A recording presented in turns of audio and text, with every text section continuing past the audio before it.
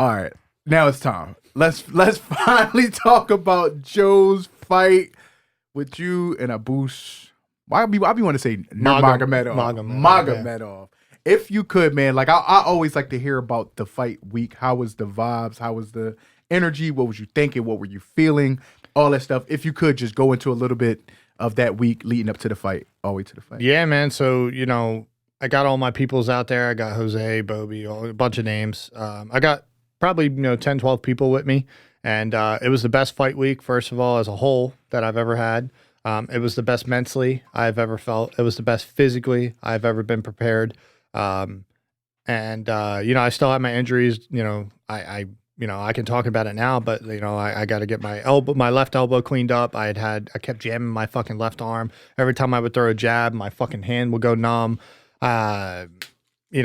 I fucking thought I fractured my back this camp. I fractured the top of my foot. I'm pretty sure it's still swollen, still fucking fucked up.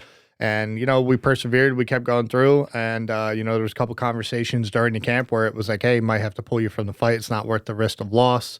This is a pivotal point in my career, which it was. It was my last fight on my contract. So there was a lot of things going into this fight that I needed to secure. And a loss really would have changed my trajectory, I feel. What allowed you to still say, I'm going to go through with it, though? Just belief in myself, man. Belief in myself, understanding that I have that equalizer, which is my power, but also my IQ, also my development as a fighter, my maturity as a fighter at this stage.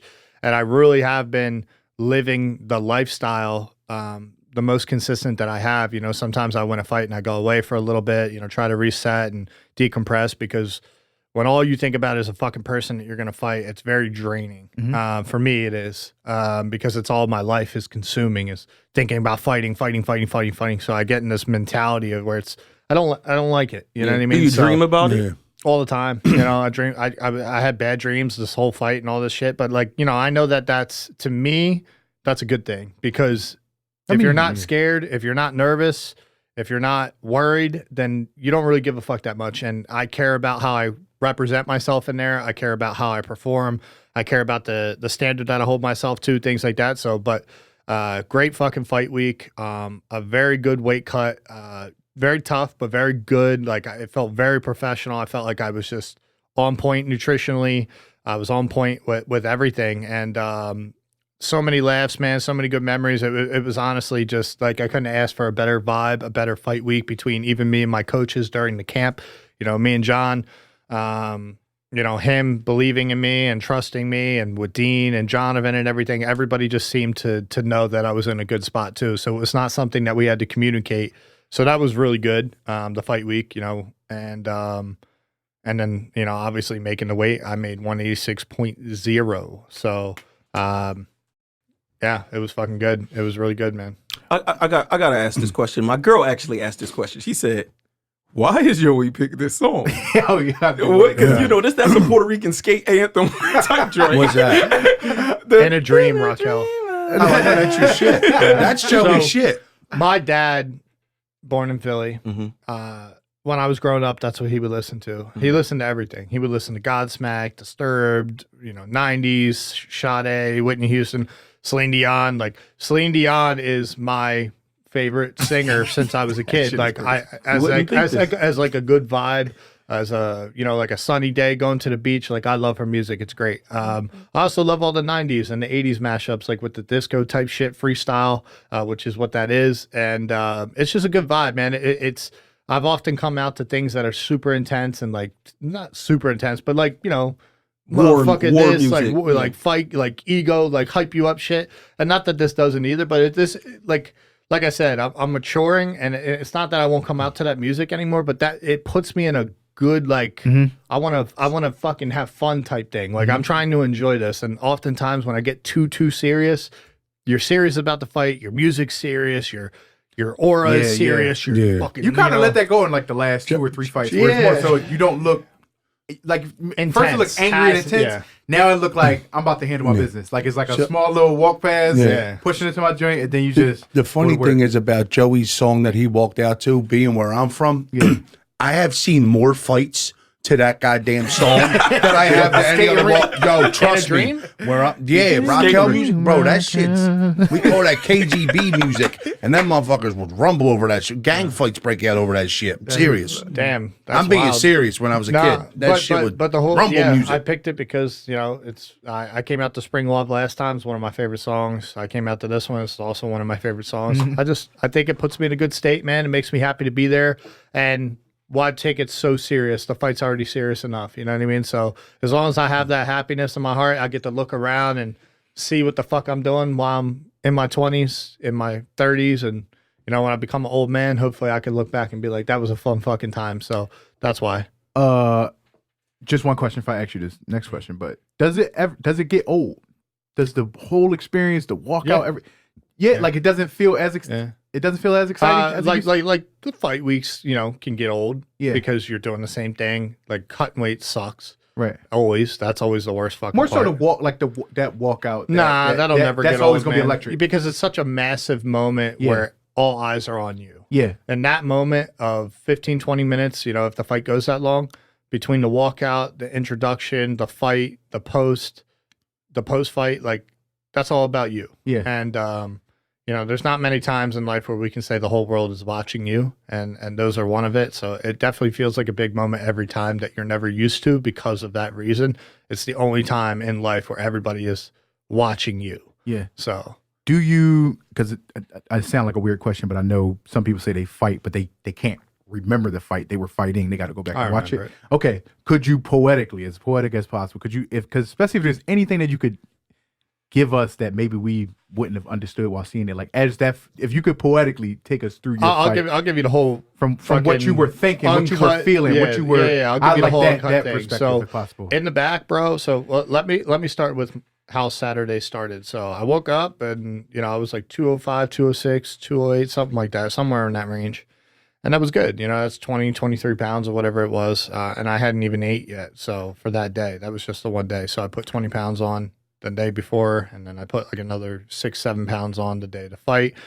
I went and did my shakeout. Was fast as fuck. Felt mean. Felt strong as shit. Warmed up with Jose, and I really felt fucking like, man, this is it. Like I was locked in. Like there was all these other people and everything, but I didn't give a fuck. Like all these distractions. It was a really good test to see like where I was mentally, and it really showed to the coaches, Jonathan Dean and John Marquez, and they felt the same thing. Like I was just fucking dialed. If you don't know what a shakeout is like shakeout is a pre-fight like simulation. So the morning of the fight, it's not like I'm sparring, but basically I'm using my teammates as a dummy, and I'm cracking pads hard, getting my heart rate up, like blowing out my lungs early, and just getting that pre-fight jitters out. And I will say, every time that I've ever been so nervous, when I do my shakeout, all those nerves go away.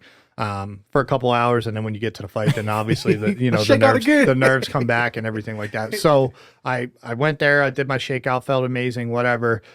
I go to the fight, and I'm nervous. Obviously, I'm always fucking nervous, but I handle pressure very well. So, but the problem was, once I was in the back, bro, I felt like I was asleep. Like I just kept yawning. I was so tired. I was like, none of the music was getting me motivated or like chilled or like in fight mode. And I think it was because I was already ready to fight for so long mentally.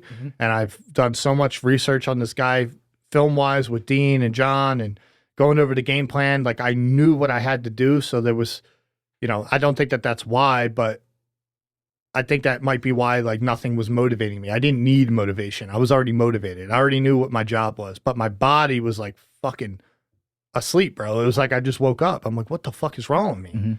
So I tried to, hit a couple carb like slushy things, and nothing. I was hitting the pads and I felt flat. I didn't feel like fast. I didn't feel like I had pop or anything. I'm like, man, what the fuck is going on? I said a couple prayers and everything and whatnot, and I was talking to Dean, and he was like, yo, he said a couple of really good things that really stuck with me in my mind, that just kept on playing on a loop, which was, show Joe Pyfer the kid what Joe Pyfer the adult is doing, and that it's the right thing, and then like show him make that kid proud of what you're doing now. Is that why you made that post? Damn, that is fucking, Yeah, man. that's actually some good shit to because say. he, it wasn't, he just said, yo, make that kid proud of what you're doing now. That wasn't word for word what he said, but it was that was the subject. And it was just, this is what you wanted to do. And the younger Joey never thought that this was possible. So go out there and fucking, show him that this is what you're doing and it fucking changed your life type thing.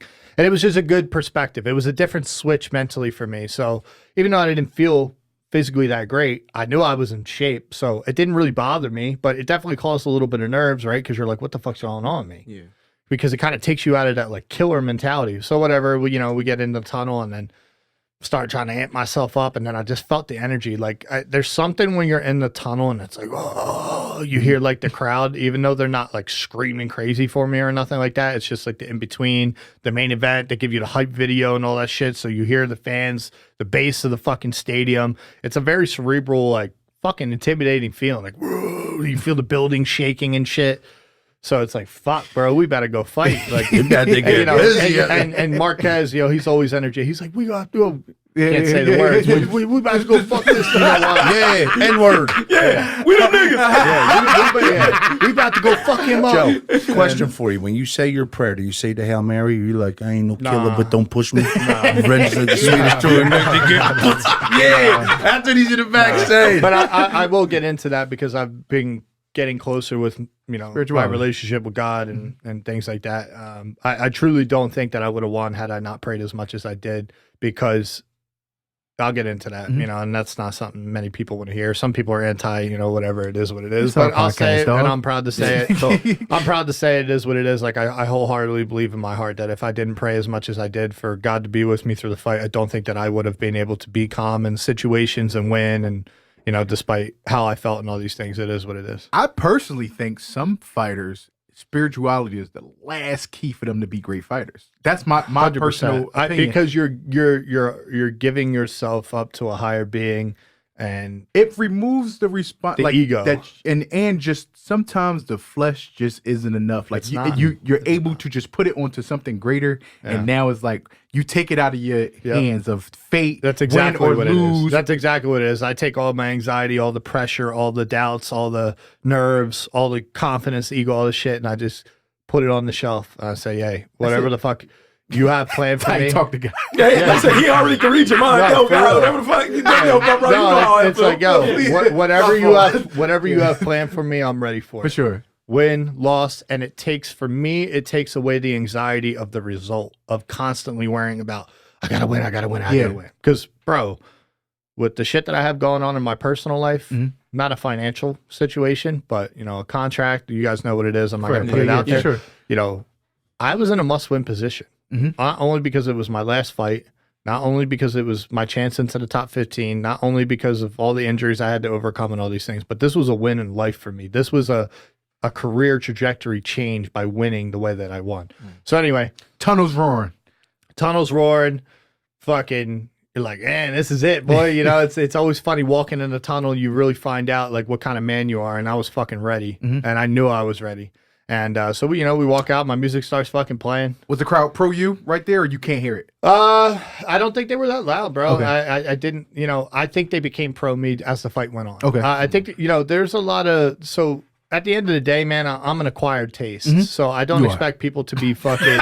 I am. No, that's real shit. Like, Caviar. I don't expect people to be so pro Joe Pyfer until I'm able to keep doing what I'm doing and proving like, hey, I'm here to stay. I think a lot of people were super high on me, super behind me, and everything like that when I won the contender. But then when I lost to Jack, I really lost that momentum. And like the fraud check, this, that, the pull out with the fucking Mexico getting sick and all this shit. It really rubbed people the wrong way, and it is what it is. I came back. I put on three wins, 2 finishes, beat a Hall of Famer. But yeah, whatever. I'm walking to the fucking cage, man. The song starts bumping. I'm just like, I'm not overexcited, but I'm like, man, this is a cool fucking experience. Like as I'm doing it, to be able to think that, like I'm thinking that, like this is a cool fucking experience. And so whatever. I get in the cage and everything, and I don't feel like. I just feel blank. Like I just feel blank. And I get to the corner or whatever, a boost comes out. His song was kind of tough. what was it? It was tough. It was some custom thing that one of his friends made, and he was like, boost. Go back just a second. Feeling blank, is that the wrong feeling? No, I think it's like, what should you feel? I think it's in the moment feeling. Okay, like okay. I'm in the present moment. Like there's nothing else I should be thinking about. Okay. I don't need to think about fighting him yet. I'm about to fight him. I don't need to think about, did I train hard? This is the problem. I think if I hadn't trained and as much as I did and I wasn't as prepared as I was, I'd be like, man, I got to manage my gas tank. I got to do this. I got to do that. I was ready to go. I was ready to be in that kind of dogfight. I was ready to go. So there was nothing to think about. I was there. I was ready. I was in the moment. Like, let's do this, motherfucker. So I get to the corner. Boost comes out, gets in, blah, blah, blah. I was waiting for him to look at me when he came in. I remember looking, and he like didn't look at me for the first 20, 30 seconds. And I'm looking at him like, when's this motherfucker going to get eye contact? Like, where's that energy at stare downs? And, you know, he didn't do it until after, you know, maybe 20 seconds in the cage. And Dean said another really good thing. First, and so did John Marquez. Dean goes, well, I'll start with John because John said it first. John goes, hey, man. I said, what you want me to do? You want me to lean with a jab? You want me to feel it out first 20 seconds? Like, what you want me to do to start? And he was like, man, that's your call. He's like, you know what we fucking drilled. He was like, and just keep in mind, if the motherfucker starts pressing you and you're uncomfortable, he's like, shoot your fucking takedown. You got grappling. I said, all right, bet. So, and, you know, they announced the name, whatever. And just after they announced my name, I think the camera cuts to a Boost and Dean goes, yo, Joe. I turned around. He was like, you ain't alone, man. Yes, he's sir. like, we right here with you, dog. And that like, bro, that swelled my heart. I was like, yeah, you're right, motherfucker. Because when you're in there, as soon as you get in there, it's like a mode switch. It's just like you and him, and you don't feel like it. So for him to say that, like, it was the right thing to say at the right time. And he just goes, yo, man, we here with you, dog. Yeah. You ain't fighting alone. Like, you're not alone. That, bro, like, just brings you peace. That Like, probably definitely is a great benefit to having someone who actually been in those exact same situations, even on the same platform. Yeah. Like he knows exactly what you're feeling exactly what Dean you're is thinking. a great addition because he's not over emotional. Nothing he does is like over emotional. You ever see him high, low, whatever? Like kind of Jonathan. Jonathan's like this, but Dean, you know, I resonate with Dean because he understands me, my style, what I like, what I don't like. Like he gets why I tick the way I tick. And it's because he's fought at that level and things like that. Not that Jonathan hasn't, but Jonathan's more of like the, you know, he's a family man, things like Dean's still in the game. Jonathan's still in the game, but you know, he runs a school, he's got a wife, he's got kids, things like that. So Jonathan's place is to help me grow. He's a very good teacher. That's his role. John is a very good teacher, a very good, like, yo, let's kill this motherfucker vibe. And then Dean is the, hey, he knows what motivates me. And even in the 2 fights that we've worked together in the short time, like we've talked a lot. And that's what people don't get is that we've talked a lot. We haven't fought that much together, but we've talked a lot and he said the right things. Yeah. He knew saying about, you know, making little Joey proud was a big one for me, you know, and that's all I've ever wanted to do is be successful. I always knew I was supposed to do something great. I never knew what it was until I started training and things like that. But I always had that feeling like, man, I can do this. And even when I was a kid, I was like, I could beat these guys. I could beat these guys. I've always had the craziest belief in myself. And when he was like, yo, dog, you ain't alone, that shit hit home. And that shit give me a little chills. Little chilly. Because I'm thinking about the movie.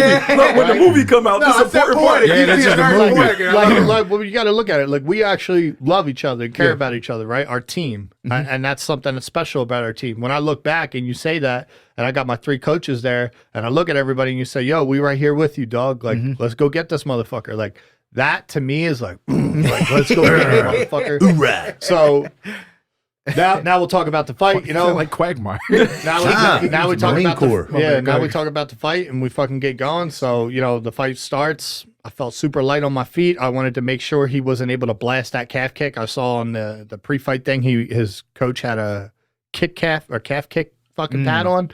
So I knew he was and I knew in general because he was such a great kicker that he was going to blast my shit. So, you know, I really just tried to stay light on my feet. Movement was a big part of this game plan, and obviously making him work because of the film study, he gets fucking tired because he has so much exertion and things like that. So whatever, fight's playing out. I felt like we were really like, who's going to go first?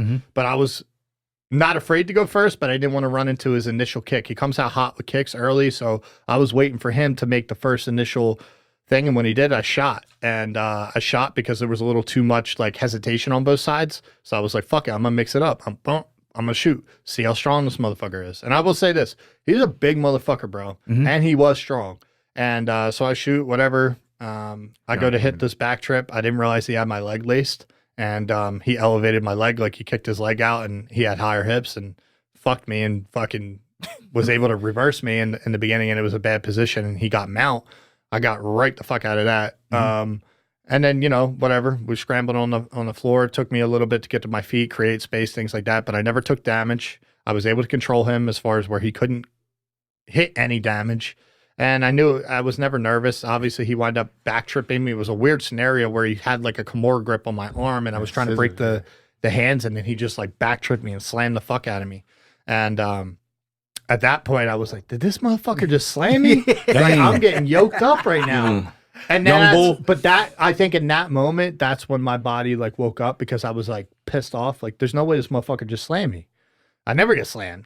So was that the activation of the body camera going off right there? 100%. Body camera went off there. Yeah. The fuck out of here. Because in my head, I was like, I'm gonna get this motherfucker back, man. And so, you know, he tries to rip the Kimura. I don't like, you know, not that I don't like to. I'm a strong motherfucker, so I knew when he fucking tried to pull and he couldn't move this shit, I knew he was like, what the fuck? So he had a really nice transition and went to like the head clamp with his legs. And I was never in danger. It was uncomfortable, but I was never in danger. I knew I wasn't going to get submitted by that. And if I was going to fuck to sleep. I'm not tapping to that. You know how fucking bad I would get grilled online.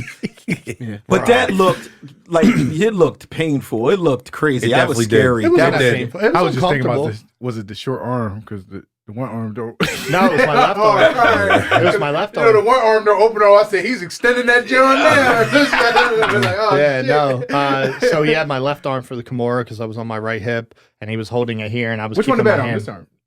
This Oh, one no, was. all right, got it. This one is the bad arm. My bad arm is the good arm now. Okay, yeah. It's been pretty stout since I had the surgery and everything. But yeah, no. So I was in an uncomfortable position, but I wasn't, you know, nervous or, oh man, this is close. I was just like, I'm gonna buy my time. I'm gonna be all right. So I just, you know, kept turning my head. I wound up getting out. I wound up, you know, getting out, and then fucking we're on the feet for the last minute, and he fucking socked me with a straight fucking cross. Didn't do shit. He hit me with a fucking jab, snapped my head again, didn't do shit. And I was just like, I'm going to just put a pace on this motherfucker. Like, I'm going to be in your face. I'm not letting you breathe, bitch. You said you heard him. You start to I hear heard him. him, get yeah. gas, right? And so I heard him after I, I'm sorry. I heard him Heard after yeah. I got back up. I went for a single leg after I went for the double. I went for a single leg. I pulled him off the cage. Then I went for the body clinch again. And I could hear him like, he wasn't breathing like he was exhausted. He definitely wasn't exhausted, but I could hear him breathing a lot harder than what I was. Like when you can hear somebody like, like it's like, you know, they're working fucking harder than they want to. So that's what I knew. And that's why I was like in his face. And even though he hit me 2 times, I just kept staying in his face. And I think I threw one big right hand. I mean, big haymakers. Like I just threw it just to like make him have some respect. Like, even though that wasn't to knock, like it was to knock, if it hit him, it would have knocked him out. But I knew that wasn't like the knockout shot. So I was just letting him know, motherfucker, I'm still swinging hard. Round ends, whatever. I go back to the corner, try to settle my breath. I wasn't very tired. I was breathing heavy, obviously, but I know how to work while I'm breathing heavy. So a lot happened, you know, your nerves and settling into the fight. But I settled into the fight by the time the second round started. But a couple of key things to take away from the corner coaching was John was like, what do we do when we're in the 50-50? I said, split it. And he was like, look at me. And I looked at him and I was like, yeah, I got you. Like I was there. And, you know, Dean just was like, all right, now we recenter, we refocus. Forget that. And I wasn't even worried about the first round. I was like, all right, I knew I lost that round, but I don't give a fuck. I'm going to be on this motherfucker. I truly believed in our game plan that I was not worried that I lost the first round.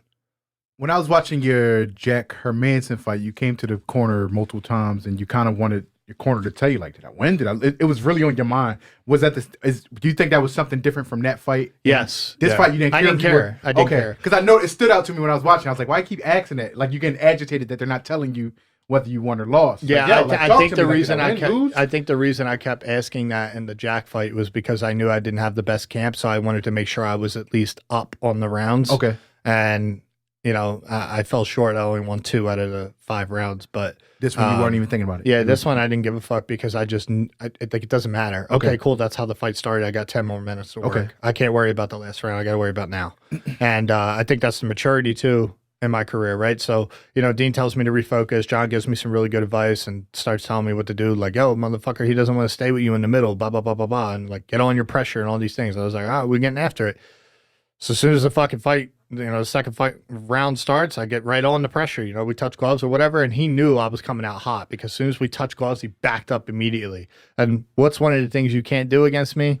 You can't let me put you on the cage because I'm going to bomb the fuck out of you. Yep. And I kept fainting, not even fainting, but just staying in his face and, making him uncomfortable. Like, hey, motherfucker, I'm going to bomb your shit. And he knew it was coming, but everybody thinks I just throw haymakers, but I have really good accuracy and I have really good timing and I have decent speed behind that power. And I went right around because his hand was here. I went right around the guard, bing, as he was moving away. So he's lucky he was moving away. It took something off that was a bing. But it Definitely. still was enough to hurt him and him be like, what the fuck did I just get hit with? And then I threw another bomb and he fucking just collapsed.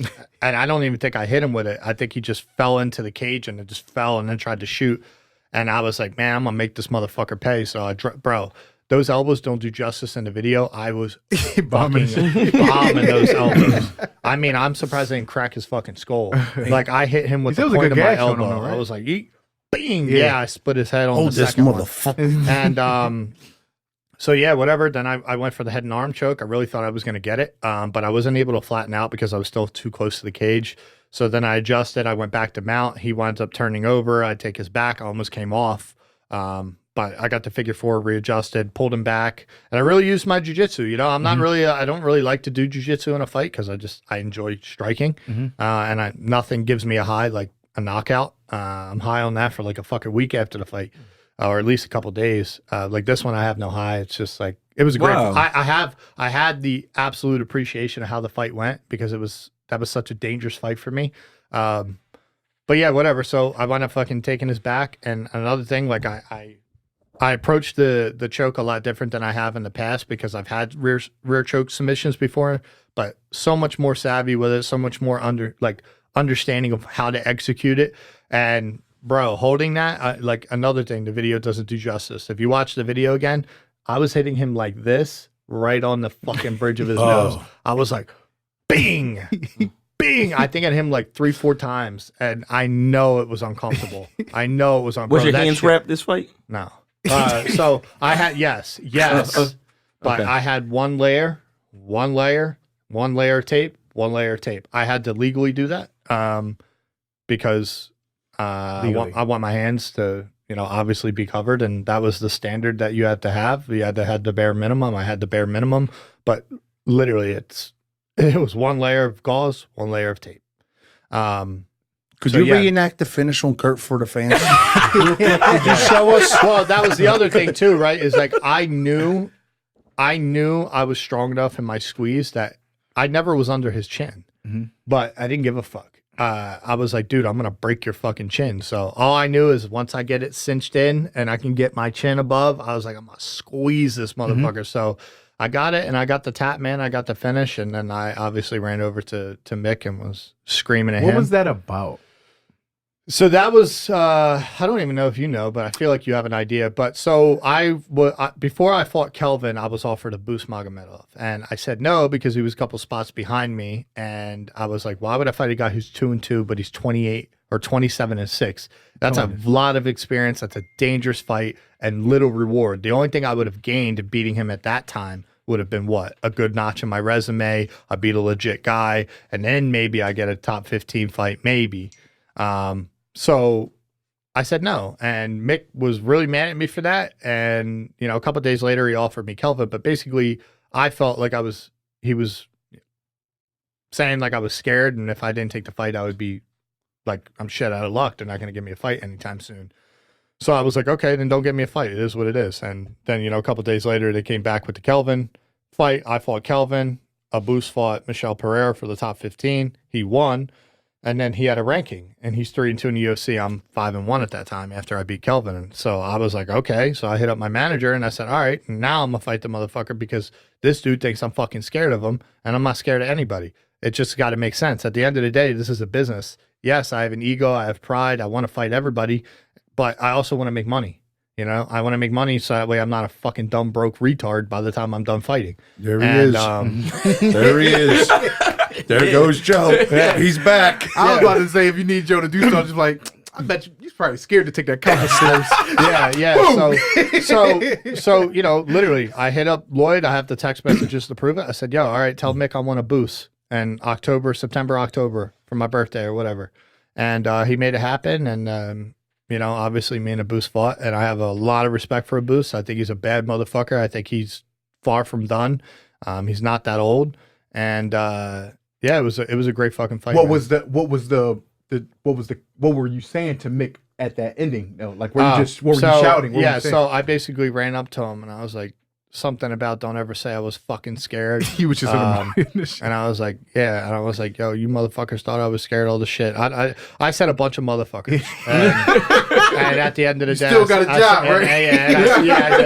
They loved it. Mick is the campaign for why I got a $50,000 bonus. I think they just love my passion for fighting. You know, I don't mean it in a bad way. It's just like a, hey, motherfucker, you thought I was scared type deal. You know, UFC competitive. Will eat the shit. That's the only way I do it. Like if that's the case, like they don't stray from it. That was our choice. I do like that about them. They live and die by their choices and their decisions. So he's not gonna be like, oh, why are you yelling at like not especially when you do it when you like, perform like that. Yeah, you're right, Joe. You're right. You know what I'm saying? So wrong on that. Yeah. Everybody. You said you the high from the knockout you feel for a week. Why not the high from because I feel like you just showed people that you could win in a different way. Absolutely. It's different, man. When you put a man unconscious, it's different. But, you know, who gave me this analogy? It was a really, really fucking good analogy. I forget who it was. Fuck, man. I can't remember. What was the analogy? You know what the analogy was? Like the way to describe it. He was like, you know, I forget. Fuck, man. It's going to bother me. But basically, somebody told me, they were like, yo, that's better than a knockout because people get caught. Mm-hmm. And sometimes a better guy can get caught. Right. He was like, but you lost the first round, not by a lot. He was like, it's not like you got fucking beat up. He was like, you defended every position. You didn't take any damage. And then you came out and you started pressing him. And the second you hit him with one shot, it took one shot to hurt him. The only shot I landed was the shot that hurt him. I threw one punch that actually hit him and I hurt him. He was like, you dropped his ass. You cut him up, you beat him up, and then you made him quit. He was like, how the fuck are you not happy about that? And I was like, well, it's not that I'm not happy, but like, you know, a knockout when I hit somebody and they freeze is just much more invigorating for me. And he was like, and then he gave me that analogy, and I was like, like that breakdown of like what I did. And I was like, yeah, bro, that's a good fucking point. Like it made me feel much better about the win, but I'm also hard on myself. You know what I mean? So I wish I would have knocked him out. Is how I initially felt, but I'm very, very happy with my performance. I think as you continue to grow in your craft, I think you will again you'll take the best approaches per challengers. Like you said you don't use your jiu-jitsu much because you enjoy striking, but I think as you get older and wiser, you're like, I'm gonna use what works. I'm gonna use what the best A to B situation. Like this guy can't grapple with me. I'm gonna use it. I'm gonna use my striking. Well, look at what happened when I did get on top, you know? So imagine if I had gotten on top in the first earlier. round. So that's what it's going to do, though. You're going to remember that thought in a fight, and then you're like, "Why am I making it so fucking hard?" Right. Then you're just going to be like, and giving guys a shot. Giving guys a shot to get lucky. And here's the thing, right? This is the thing, and I'm not stupid when it comes to like game planning and things like that. I could be a Michael Chandler because I love striking. I could lose fights against guys that I'm probably better than, but I refuse to use my jiu-jitsu. I wasn't willing to do that against a boost. My job is to win. And that is my obligation, and to myself and to my own standard, no matter how I get it done, my job is to fucking win. I need to get paid. I need to win. I want to win. I want to fight for the belt one day. I know I can win the belt one day.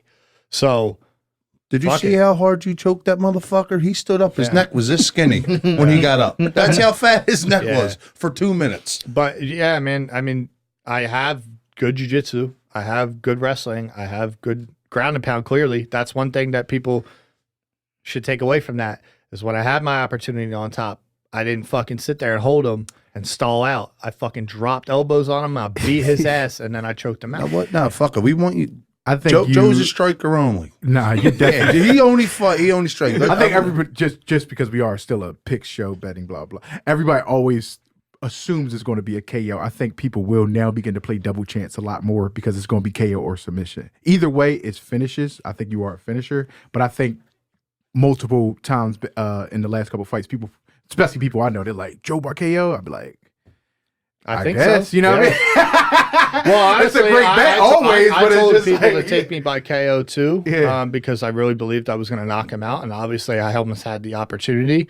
But he just kind of like, I don't know if the second right hand like hit him like in his guard and it like knocked him into the cage and then he fell down, or he was still hurt, but you know, maybe his legs just went or whatnot. But you know, if he would have stayed up, bro, I would have put him out. So. And instead, you know, I was able to show like, hey, I got ground and pound, I got jujitsu. Top 15 now, Joe.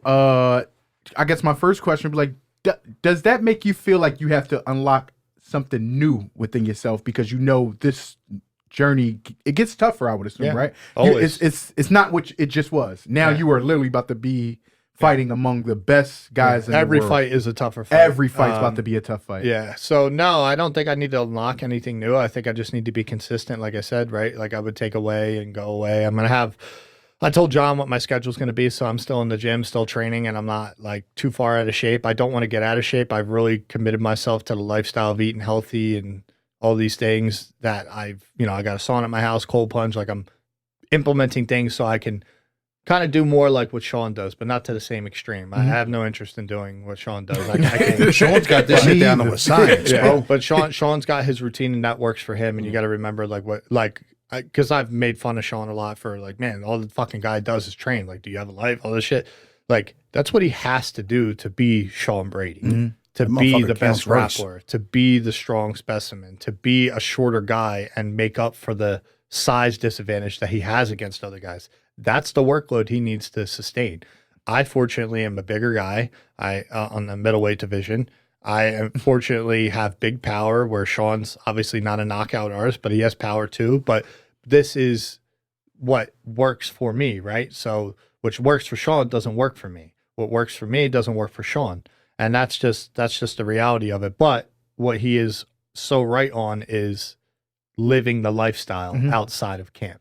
So I can continue to develop and get better and have that blank space mind when I do go into a fight that I know I'm prepared for everything because I didn't just get in shape for a fight. I've been in shape. And it gives you the opportunity for those last minute pop-up opportunities that come out of nowhere. Obviously, those have to make sense. Just because you get an opportunity of short notice doesn't mean you have to take it or you should take it. You should be very realistic with yourself. But yeah, so no, dude. So yeah, no, I don't think I have to unlock anything. I just need to keep being fucking Joe Pyfer and keep training and keep developing. I think this was the best physically I'd looked, best physically I'd felt. And even then, I still had bumps and bruises, like I said, with hurting my back and things like that. So I'm going to get a couple things checked out. I think I'm definitely getting a small surgery on my left arm. I have a bunch of bone fragments that are impeding on my nerve every time I extend. So I just get my hand burns and we've seen it. We've seen it 2 weeks out with your back. You could fucking barely walk. That's a real thing. I mean, that's what, bro, that was a scary fucking thing. I tweaked my back in the camp and it originally was from wrestling. And then I lifted a couch out of my new place that I moved into and literally I couldn't even walk bro. Like I couldn't even put on my pants, my underwear, my socks, nothing. And, I went to sparring that Saturday 2 weeks before and couldn't even spar, had to leave the practice because Sam threw a kick just in a drill and my legs kept buckling. I literally thought I fractured my back. So luckily, I pulled through that and still was able to fight. So this was a win, not only the fight, but this was a win mentally throughout the camp to know that nothing has to go perfect, but I'm still a bad motherfucker that could show up and take out a bad motherfucker. Yeah. You know what I mean? But yeah, respect to Abus. Yeah. Me and him follow each other. I talked to him. I would love to have him come train with us. I think he'd be a great asset to the team. I don't know how happy he is where he is, American Top Team or whatnot, but obviously he's had a trending issue of cardio and things like that. So I don't know. He trained 4 months with the fight. Let's go. Come over. He trained 4 months with the fight, but yeah. I don't know if you thought this far, but I'll just ask, matchmaking for yourself. Yeah. Have you looked at the division? And what do you think would be an ideal, maybe something that makes sense for Marvin you next? Vettori, January, February. I feel bad for the guy, you know. Having said that, yeah, with his brother and passing away and everything. Okay, yeah. So I don't want to be disrespectful in trying to get that fight, but I do think it's the fight that makes sense. I'm 15, he's 14. I just got into the rankings. Let me fight somebody in the upper tier. If I can finish him, then give me somebody in the top tier, or at least inside the top 10, then 5 to 10 range. And then after I beat somebody there, then give me a contender fight for the title. So I think I'm 3 wins away from a title fight, maybe 2 big ones if I get 2 finishes over 2 good guys. But I would like to fight Marvin. I think it would be a great showing, and nothing but respect for the guy. And I can't say that that's always how I felt about him, but you know, I won't shit on a guy who's lost a loved one, and I think that's fucking horrible. So. He be using the N-word on Twitter, so I'm just saying. Listen, can you relax? Can you relax? So if you, as my ginger, I mean, as my ginger, That's a show for there's 4 brothers on the show today. it's like 4 brothers. Hey, I got the criminal record, the bad credit score, and 2 baby moms. That's my movie. This is my ideal plan for 2026. My ideal plan for 2026 is fight Marvin January, February. Marvin, Cannonier, or Delite. I think any of those 3 I would be okay with. January, February, and then granted a win. Me, Joe versus Bo for the White House, and I presented that. And as long as he wins against Rodolfo and everything like that, I think that would make the most sense. I think that would be an epic fucking fight for me and Bo at the White House card, and we can find out who the fuck the man is. My dream matchup for you would be Strickland, only because it'd be like fighting the man in the mirror. No, I were believe fucking- that too. That would be a fucking epic. I'm talking about social media rifles in fight. the crowd, dog. Yeah. Yes. That would be a very heated Listen, fight. Confederate flags and shit. Bro, That'd listen, be bro. crazy. The lead up. Or we would see a lot of the same things, and we would have a lot of mutual respect. So Come out and hug and shit It's the whole weird. fight. Tag team. Craziness could understand itself sometimes. Yeah. Like, you know what I mean? Yeah. We on some Joe Rogan shit today, but I got so many other topics if y'all want to run into them real quick because there was so much stuff I wanted to talk Let's go. about. Yeah. All right, real quick. Joe, I'm going to end it right there for you. Congratulations on that. I'm super proud of you. I'm super happy for you. Thank you.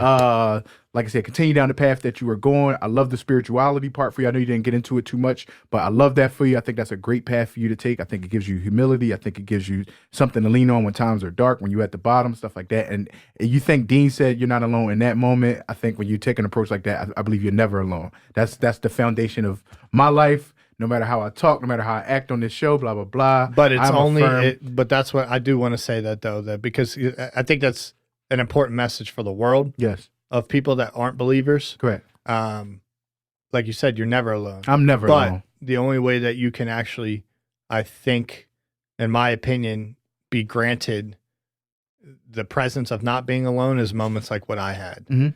where I didn't feel the best, but I still was able to overcome adversity, and he still was there with me.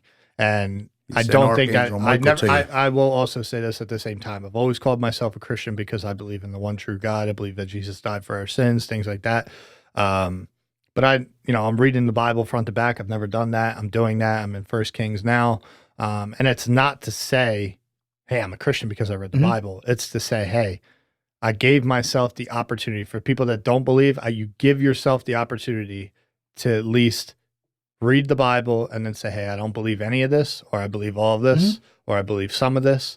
But there is no way to explain good, evil, right, wrong, without the morality from the Bible, without the creation of people through the Bible. And it's just not a story, bro. It's just not a fucking story. So if I didn't pray, I prayed as much as I have ever for this fight 5 or 6 times, and just kept asking God to grant me the win through his strength and things like that. And I think that I truly, like, I've never said it before, and some people find it super cringy, and which I don't give a fuck, it is what it is, but I truly believe like I wouldn't have won the fight had I not prayed as much as I did. Amen, bro. Yeah, no. So Amen. Amen. Joe, Go ahead. what do you call a blind nun, a Roman Catholic.